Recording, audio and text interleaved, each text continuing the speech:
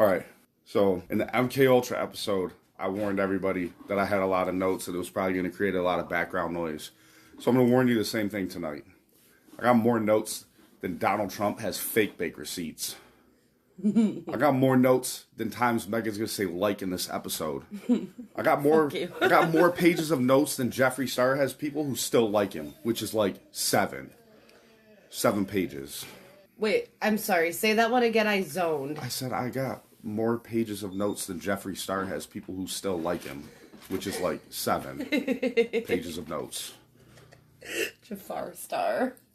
I'm going to tell you a joke this time. All right? Yay. What do you call a delicious treat that is against marijuana? A no-bake cookie. I hate you. Oh my god. Made that up just now, like 10 minutes before we started. That was amazing. You're welcome. What are we talking about tonight? Because it ain't Jeffree Star, I know that. I mean, I could go on for hours if you want to, but... No, I definitely do not. Okay. I have more important shit to do than talk about Jeffree Star. Like, Jafar Star. Eat glass.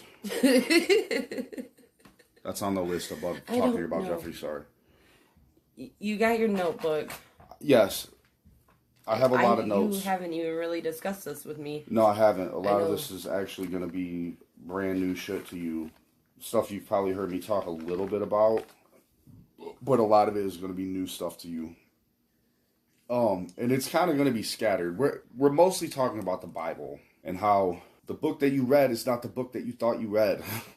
#1 seller in the science fiction section. Was it you that day that told me the Bible was your favorite fan fiction? Yeah, it was. That was me. Don't be a dick. Some people dedicate their whole lives to that book. Well, real quick, and whether you believe it or not, you should respect them for that. Well, I'm on the topic of offending people. I'm not. You're always on that topic. Anyone. If there's any Canadians listening, why do you spell whiskey without the E? It looks so strange. You just ruined the whole show because now they know we're not drinking rum. There's an alcohol shortage that we played a big part in causing. Yeah. They should have just had me around, like, during the Prohibition. Like, they spent all that time and resources, like, busting open barrels of whiskey and shit. They should have just sent me in. I'll drink all of it so that you guys don't have to. Because this shit is the devil. Take one for the team. Take one for the whole damn country. Give me all of your alcohol. I'll drink all of it so that you don't have to. Sounds like a good way to kill yourself. Yeah, well, there's definitely worse ways. Everyone, seriously, like, are we getting to a point here, or... This is probably the most interesting our podcast has been the whole time we've been doing it. I don't think anybody cares. Tonight, we're going to talk about trinities, and we're going to talk about ladders, and we're going to talk about fathers and sons, and science, and Freemasonry, and apparently Jeffree Star. Going all in. Yeah. Dude, I'm cutting so much of this intro out. It's retarded. No, leave it. It's good. It's good. No. So, I'm going to bounce around a lot, but I kind of have to. But I'm going to try my best to tie it all together as we go along so that it makes sense. Okay? So, a couple of things I got to explain before we get started. Okay, the first thing is Jacob's ladder. Jacob's ladder, okay? The thing you have to understand about Jacob's ladder is, from the Bible, obviously. It had 7 rungs on this ladder. Basically, the story of Jacob's ladder was Jacob had a dream that there was this ladder that ascended to the heavens. And he sat there and he watched this ladder, and angels were climbing up and down this ladder repeatedly, in sort of a weird kind of way, like an unnatural way. Not like they just, walked up to the ladder and climbed to the top, and a while later they came back down. Like they were more so moving up and down between the rungs, never actually touching the ground or the heavens. Okay. And that's really significant, and I'm going to tell you why in a minute. But first, I'm going to tell you. Sounds like limbo to me. No, it isn't.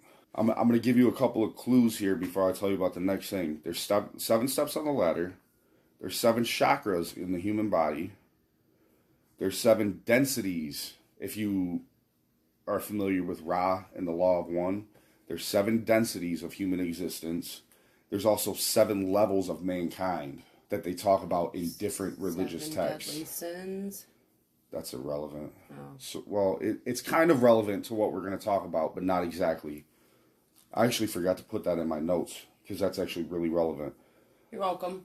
Okay, and then you have the Trinity. Now, most people know this as the Holy Trinity, but I wrote it as the Trinity because it's literally in every single religious book and mythos since the beginning of time. They have a version of the Trinity.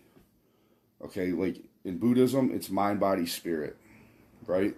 In Catholicism and Christianity, it's the Father, the Son, and the Holy Ghost. In Wicca, calm down. Wanted to shout it out. Go ahead. Shout out to the triple goddess. But essentially, it's all the same. You know, people, I mean, this is a weird analogy, but think about computers. IBM and Microsoft both, you know, invented the 2 first computers. They're essentially the same thing, but they're completely different. You know what I'm saying? Okay, yeah. It's the same thing. It's the same thing. But because of the difference in the way that they lived everyday life and, you know, things like that, their folklore, stuff like that, everybody named it something different, but it's all the same thing. Okay? And now, this is going to seem like a really weird jump. And this is why I warned you that we're going to jump a lot. Because we're going to jump back to all of this stuff. I'm just covering it briefly, and then we're going to jump back into it in a little bit. This is going to be like all my favorite horror movies. We're going to be all over the place. Oh, and then dude. at the end, it's going to just tie in together. I swear to God, people are going to think Quentin Tarantino directed this episode. That's how much we're going to jump around. So, alchemy, weird jump, right? But just hear me out. Alchemy was considered, since pretty much the beginning of time, a divine secret science. Okay? And now we're gonna talk more about alchemy in a little bit because there's 2 versions of it, and it was designed that way intentionally. And I'm gonna explain why. Okay? Now, alchemy is not, it is, but it isn't. It's not chemistry. Okay? The true alchemy was actually about the human body. Alchemy is actually about the human body. Okay? Now, like I said, we're gonna jump a lot. All right. So, and that's actually the full point of what I'm about to tell you. The Bible was not meant to be. It wasn't meant to spawn all of these religions where you go to a church and you pray to a god. A lot of the Bible, especially the New Testament, was a treatise on alchemy, and I can prove it. Okay. Now, the stairway to heaven that they talk about in the Bible is your spine. That's why the stairway to heaven had 33 steps, just like you have 33 vertebrae in your spine. Ooh, thought you said 7. Wait. Okay, I'm confused. You're thinking of Jacob's ladder. 7 rungs on Jacob's ladder. Yeah. The stairway to heaven had, if I remember right, had 33 steps. That's your spine. That's why.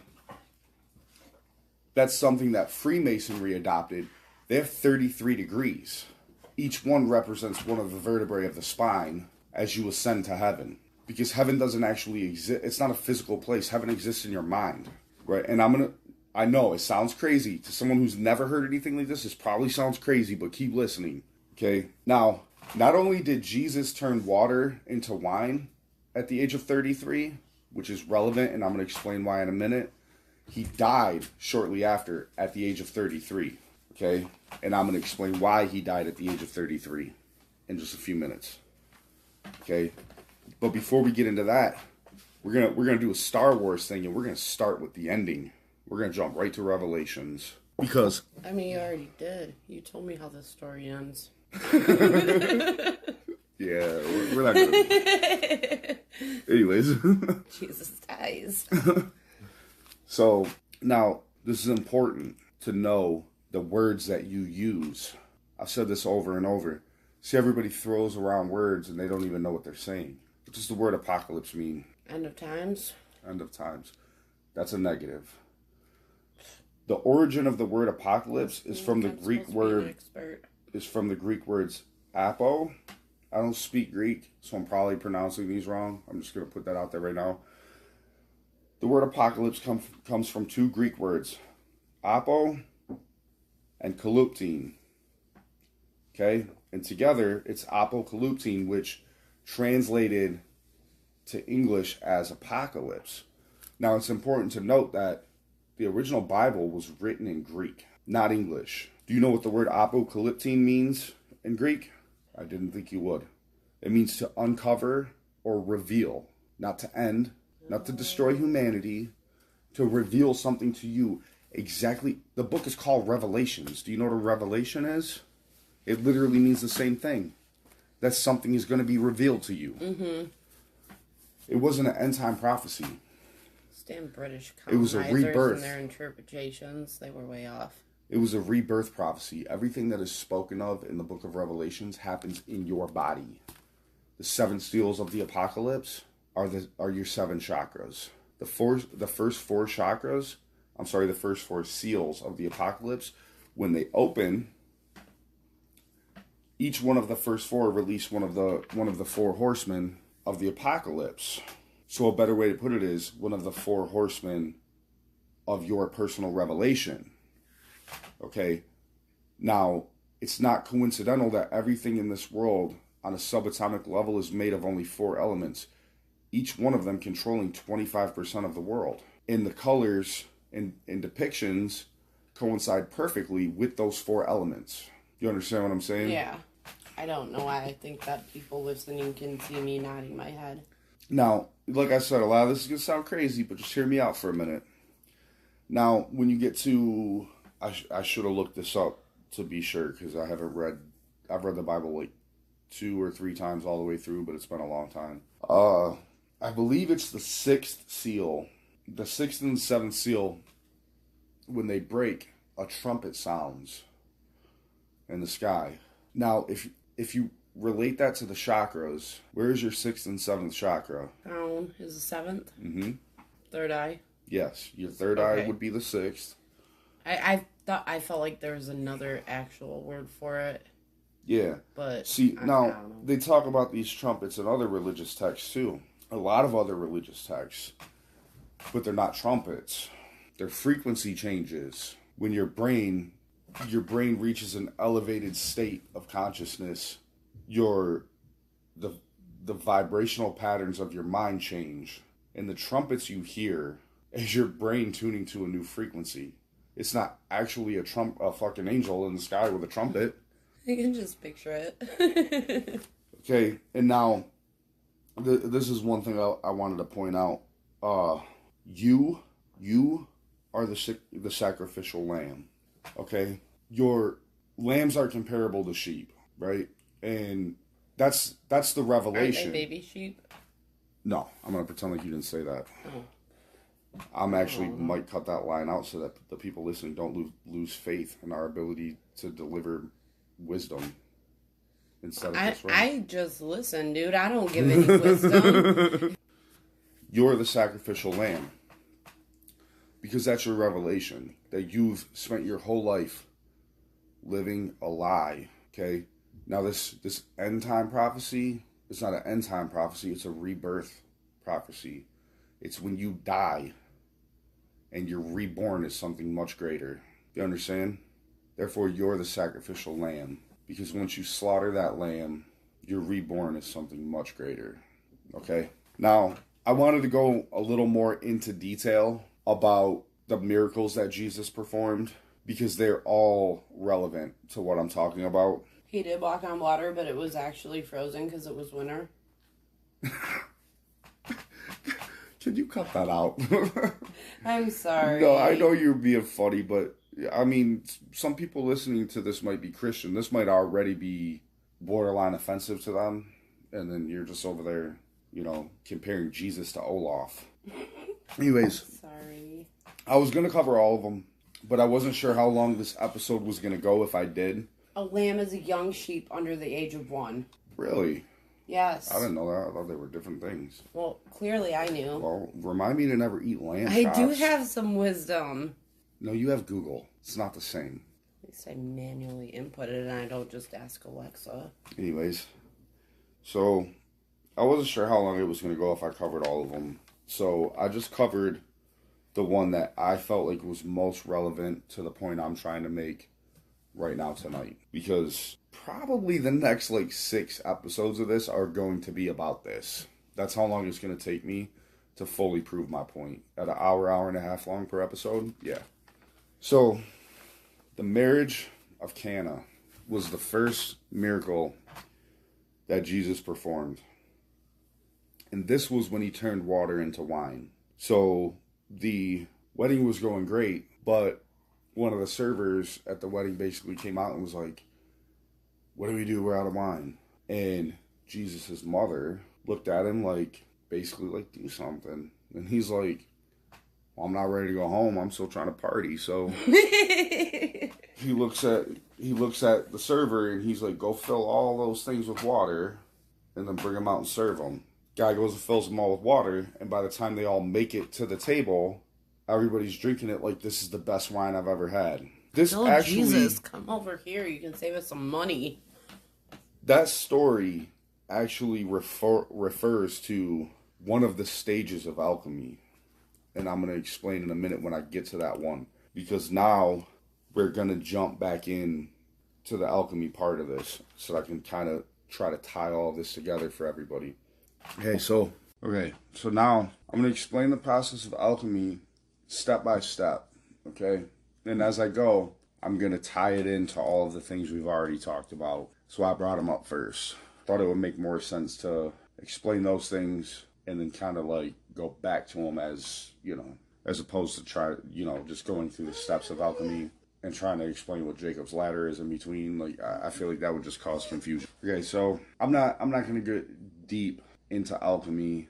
We might in another episode actually talk just about alchemy and everything involved with it, but I'm just going to go over the basics so anybody who doesn't know will be able to follow this.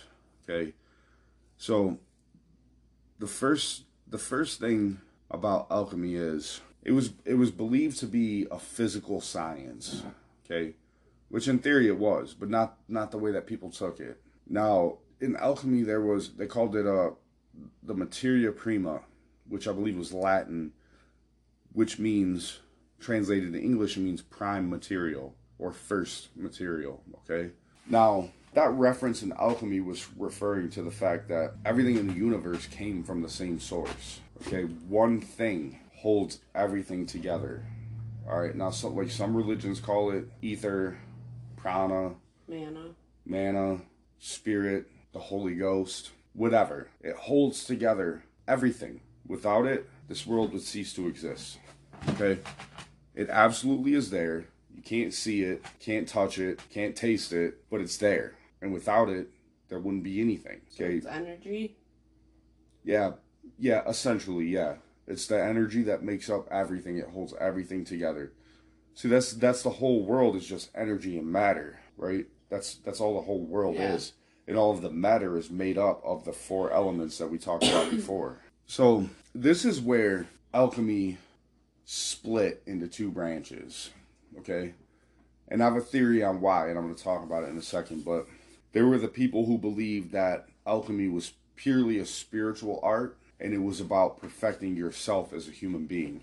And then there were people who believed that it was an actual, chemistry, where you could get, whatever this prime material was, it was a huge secret, but if you could find it, you could create the Philosopher's Stone, you could turn mercury into gold, all these things. You could create the elixir of life, you'd be immortal, all these things. I think that was done intentionally. I think that they intentionally used the references that they did, like mercury and gold and silver, all that stuff.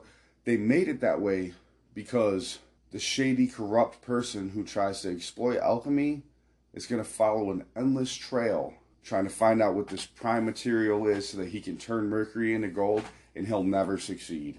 He'll waste his whole life away trying to complete a process that can't be completed. Where, the pure, honest people would read all of the alchemical text subjectively, and over time they'd start to put it together like they're not talking about a chemical process.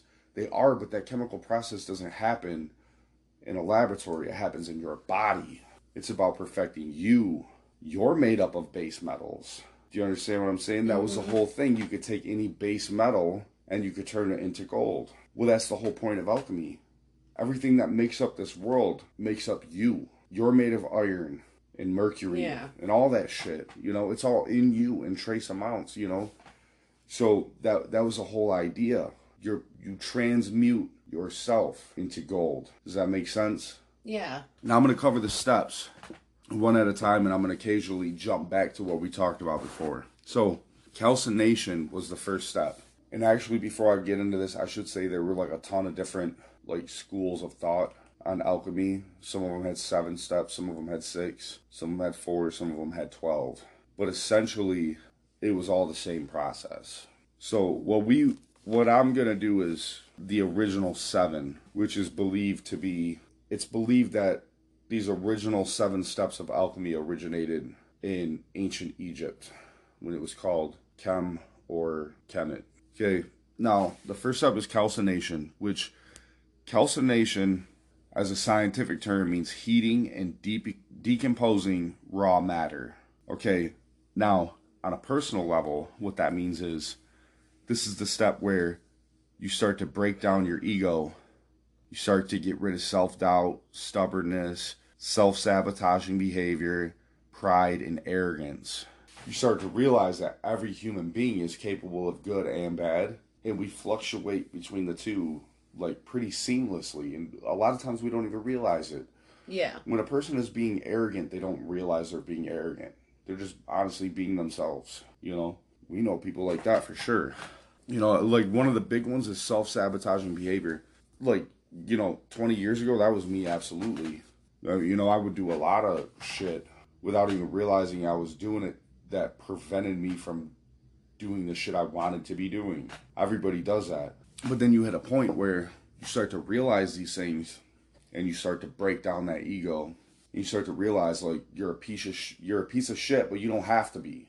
Because everybody walking this planet is until they realize they are, and they realize they don't have to be. And that's the first step, is realizing that, and you start to break that ego down and start to change some of those negative behaviors.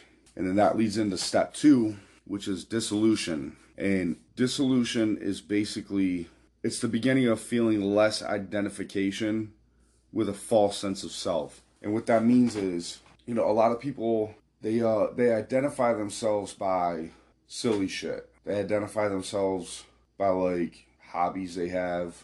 Yeah. Or sports they play, or clubs they're a part of.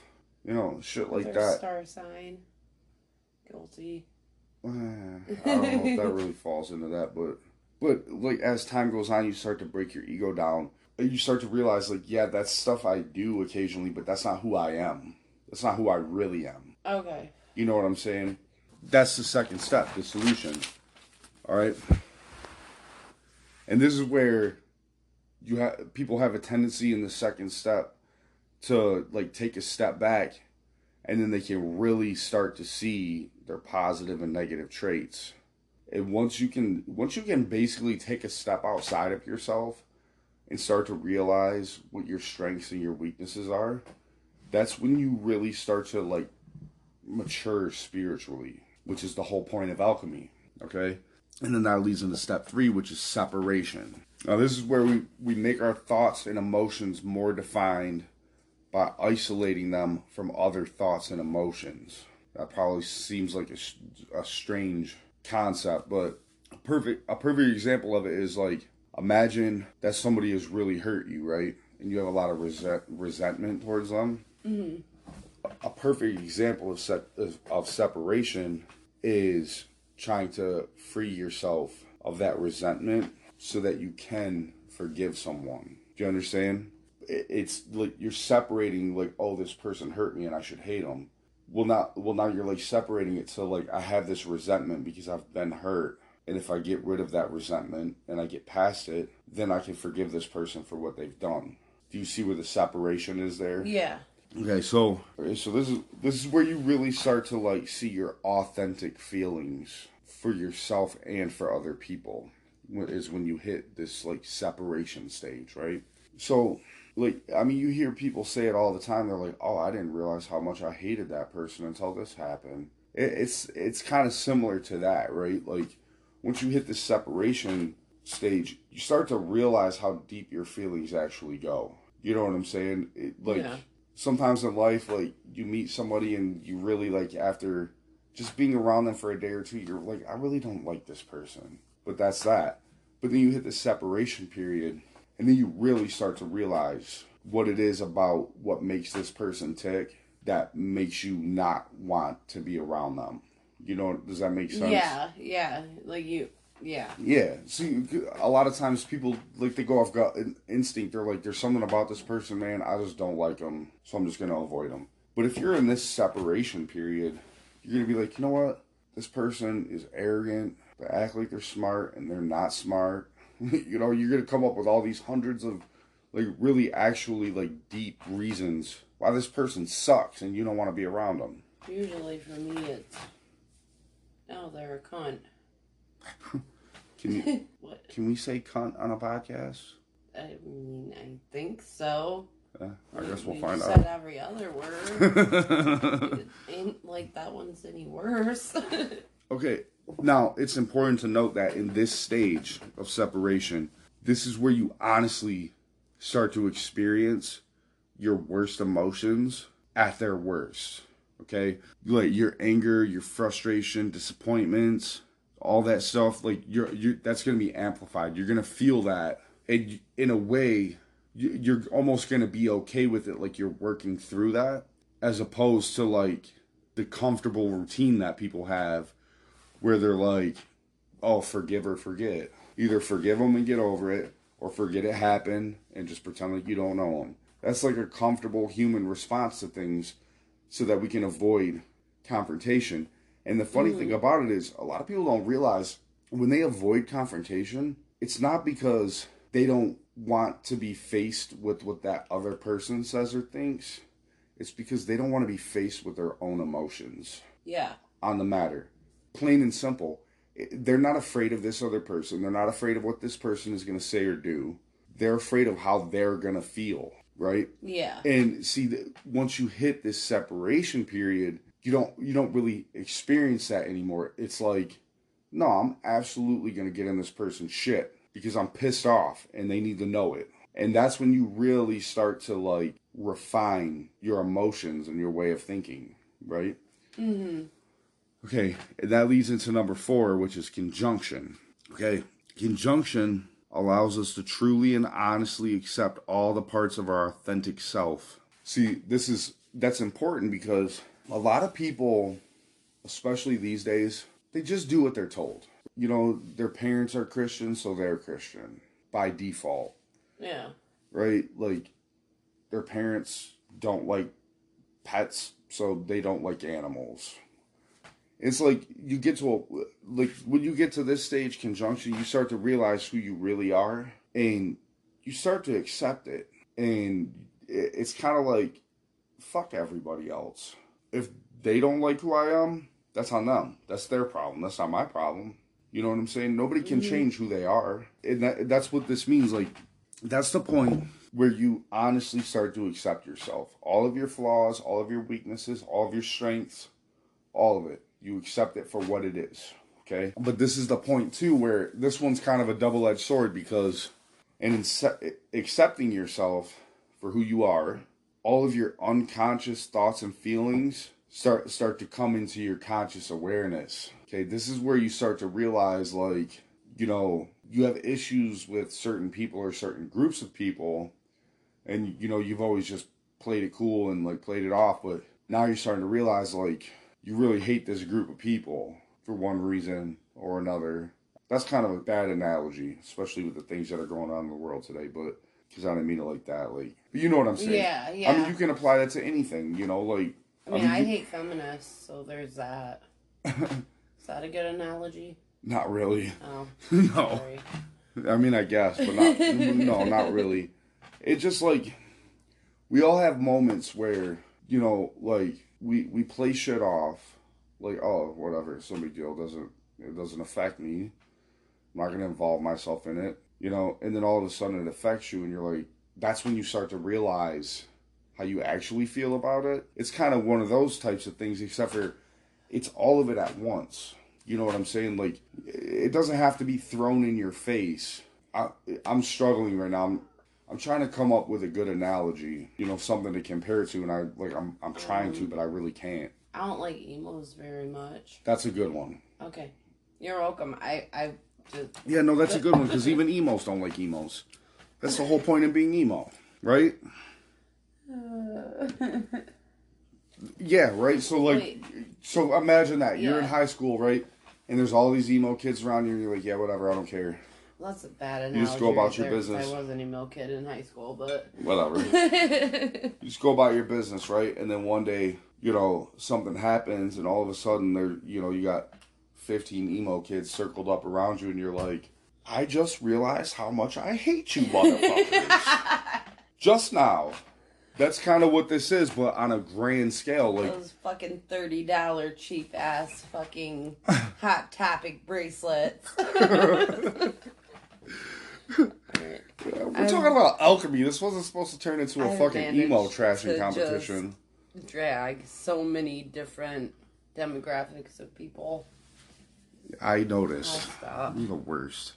I know. Okay, so yeah, basically imagine that, but on a grand scale with no trigger, right? It's just like in your own personal development, you've worked through your positive and negative traits. You're refining yourself. You're trying to be less angry about things that make you angry. You're trying to be less sad about things that would make you sad. All that kind of stuff, right? And then you get to a point where it's like, well, all of a sudden, all these buried emotions you didn't even know you had, they all come to the surface, and you're forced to face them. That's what the conjunction step is, okay? I feel like that's where I'm at in my spiritual development, so... Possibly. Yay. I don't know. I mean, you're sending your trash and emails and shit for no reason. I didn't trash anyone. I just said I dislike them. That ain't what you said. I recorded it. I hate them. I don't remember what you said. But I recorded it. I think I said I really don't like emos. But... I don't remember. Anyways. So, now, this leads us to the fifth one, which is relevant to the marriage and canna. Fifth one is fermentation. Oh, it's the part where we get to the free wine. Now, fermentation is the process of making wine. I mean, you put grapes and sugars and, yeast. You step on into it a all vat. with your dirty bare feet. No, that's not the process. Oh. Don't ever let Megan tell you how to make wine. Just put it all in a big bowl and you step on it with your dirty feet. Maybe in prison. Jesus wasn't serving wine that was made out of apples in a prison toilet. Go fuck yourself. So, now, okay, so the process of making wine basically is the yeast feeds on the sugar. That's the fermentation process. And the byproduct of the yeast feeding on the sugar is alcohol. And it gets better and better and better the longer it sits. Okay? So stage 5 is where the rum comes into the rum part of our podcast comes into play. Yeah. No, not really. Anyways, so the fermentation process in alchemy is the rebirth. Okay? This is the part where you've done all the hard work. You've worked on your negative traits. You've turned a lot of the negative aspects of you into positive aspects. Everything we've talked about up to this point, you've accomplished this. This is the rebirth, okay? You're basically being born as a new person, okay?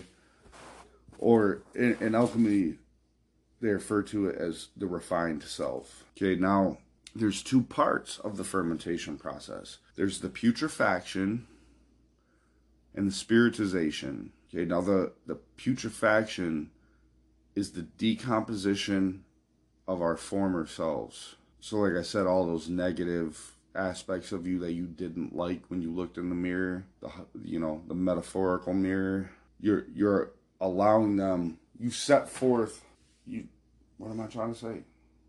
My brain went all stupid all of a sudden. Wouldn't have happened if we were drinking rum. So putrefaction is basically where you've put it in motion that all of the worst parts of you've recognized they're there, and you're allowing them decompose and rot away for the sake of replacing it with something better. Okay? And now this is relevant to the book of Revelations and Carl Jung, for anybody who's into Carl Jung. A lot of people refer to this as the dark night of the soul, because allowing those parts of you to die and fade away, they're part of your ego, and your ego, part of what keeps you alive in this world on a social level. You know what I'm saying? You don't, but the people listening do. I know what you're saying. I've actually, this is the one thing I know about, but anyway. So, this is relevant because the dark night of the soul in the book of Revelations was referred to as the 3 days of darkness, when the sky was black as sackcloth and the rivers ran red like blood. That's a reference to the dark night of the soul, where you've effectively destroyed a huge part of yourself, because honestly, people are born more flawed than they are perfect, right? I mean people suck. Everybody does until they decide not to. Yeah, I mean that's the whole point of this. I've taken from childhood is perfection literally doesn't exist. Nothing is perfect. Yeah. Well, that's kind of the point. Like, destroying a big part of yourself that you see as negative, it can cause you to fall into like somewhat of a depression, can cause anxiety, things like that. It can literally make you feel like the world is collapsing around you. Random bouts of crying, or is that just me? All right, you're on the book of business out there. That's cool. That's why they call it the dark night of the soul. Okay. Now the spiritization aspect of it is this happens shortly after the putrefaction. Okay, you're kind of reborn, right? And this is where you start to see the world in a whole new light. All right, and this is where you start to let go of like all of the things about you that don't really serve the purpose of you continuing to evolve on a spiritual level. You know what I'm saying? Like, so like, you know, like silly little hobbies you have, like, you know, I guess hobbies aren't the word, because hobbies are good for you, you know, but like, if you're in the habit of like sitting on YouTube for 4 hours out of the day, you're probably gonna let that go unless what you're watching on YouTube you feel like is progressing you spiritually. You know what I'm saying? Like, that type of stuff. So the sixth step is distillation, which basically is further purification. Now, if you think about it on a chemical level, if you distill something, you're separating the best parts of it from the worst parts of it. Distilled water. Distilled vodka. I mean, think about it that way. That's a thing? All liquor is distilled. Oh, okay. Now, but think about it that way. Like, some vodkas, they distill them 10 times. Because every time you distill it, it purifies it more and more. Okay? Now, that's what distillation is in alchemy. Okay? You're continuing to purify yourself more and more on a personal level. All right? So you've gotten rid of your negative traits. You've replaced them with positive traits. And now you're purifying those more and more. You're distilling them so that they only get better and better. Okay, so distillation is basically where, at this point, you exist in this daily place of inner peace.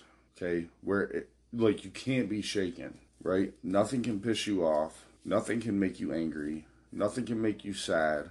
You deal with everything head on and with a clear mind, right? And now the idea is that, like, the repeated practice of this, as they refer to it in alchemy, dying and being reborn in the present moment without entering into the habits, identifications, and cycles of the mind that you would have in the past. So again, all those negative traits, you know, you don't let the things that used to piss you off, you don't let them piss you off anymore, right? You don't fall into the same habits that you would have 5 years ago when something goes wrong. That's what this step is. consistently being able to deal with those things head on and brush them off and just deal with the problem without falling into the same bullshit cycles that you would have, in a way you're dying and being reborn over and over in the present. Okay, and now this creates a very strong transformation in the human body, because that's what a as above so below means. See, everybody thinks that as above so below means what happens in heaven happens on earth. Well, heaven is in your mind, right? So your brain is heaven if you choose for it to be, and what happens in your brain affects your body. So once you've purified yourself of all of these negative thoughts and all these, the same pitfalls that every human has, what you said earlier was a good point, the 7 deadly sins. Those are just things that prevent you from progressing as a person. If you're greedy and you're gluttonous and you're envious and you're wrathful, I mean, essentially, you're a piece of shit. No, I'm most of, not all of those things. But Thanks for the compliment. But you're working on it. But once you've gotten rid of all those things and you consistently decide to not exhibit those behaviors, your body reacts very strangely, which we're going to talk about in the next episode. I'm going to get into that. So now this stage is important because in like traditional Eastern philosophy, like Taoism, Buddhism, things like that, this is the stage of human existence that they call enlightenment. This is where you've become a little more than human. You're not just a body anymore that's a slave to the day-to-day grind of survival. You're beyond that once you've hit this stage and mastered it. This is enlightenment, okay? And now stage 7, the last one, the last step of alchemy is coagulation. This is the meeting point between opposites, okay? Now, we exist in a world of duality. Everybody knows that. Heaven and hell, good and evil. For every opposite, there's an equal, or I'm sorry, for every opposite. That was so dumb. Jesus Christ. Getting to the fun part of this podcast. Right?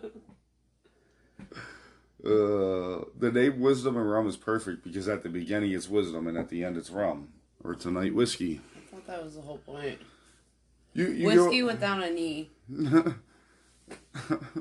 This is the meeting point between opposites. This is where all things that are two become one. Alright? Now, it specifically means the spiritual self and raw matter. Alright? And then, like I said, heaven and hell, life and death. This is where your existence becomes self-aware.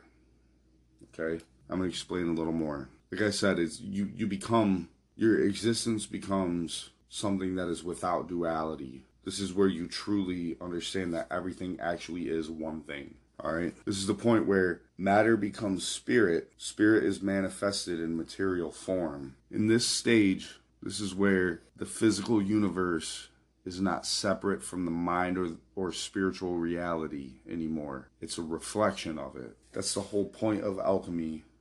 It can be summed up with this one sentence. The point of alchemy is to create an interrelationship between mind and matter, self and world. Does that make sense? Not gonna lie, not really. It'll make more sense as we go on. The next handful of episodes are going to be about this subject. Oh, it's a cliffhanger. No, I'm not done. I'm not done. Okay. Now, I'm going to jump back a little bit because I'm going to explain a little more about why I told you about Jacob's ladder and all those things. Now, this is the thing.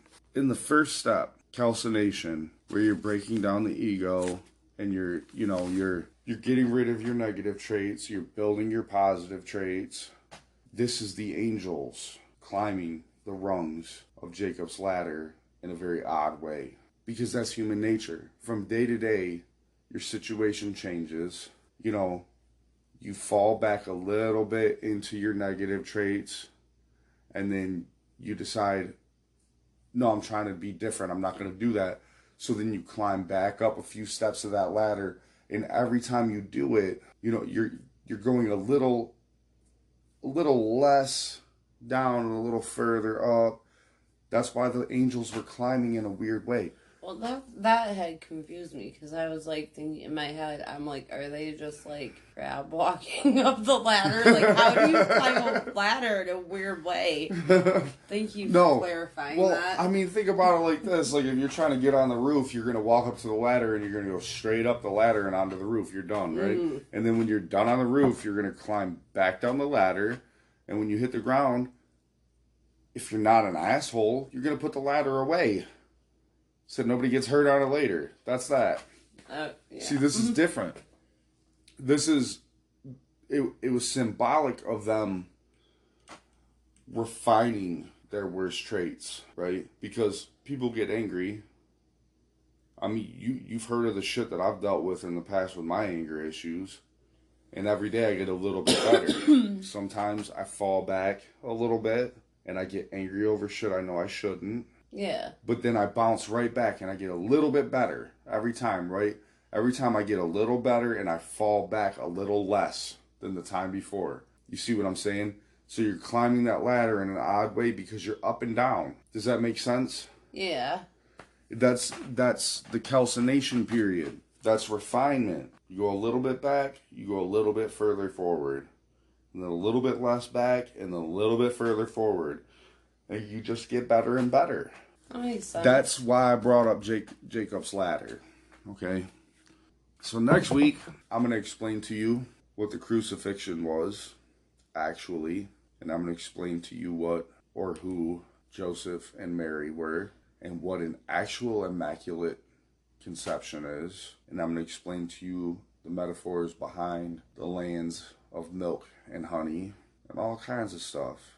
And then you'll make more sense of some of the stuff we talked about tonight after you listen to the next episode. Because, we talked about the stairway to heaven being the spine, 33 degrees of Freemasonry, how Jesus died at 33. All that's going to make more sense after the next episode. So I really hope people come back for the next episode because I feel like this episode was pretty interesting. The next one's going to be even better. I want to make so many smart ass comments right now, but I'm just not gonna. You're welcome. Okay. All right. Do you got anything before we go? No. You usually don't. I usually do.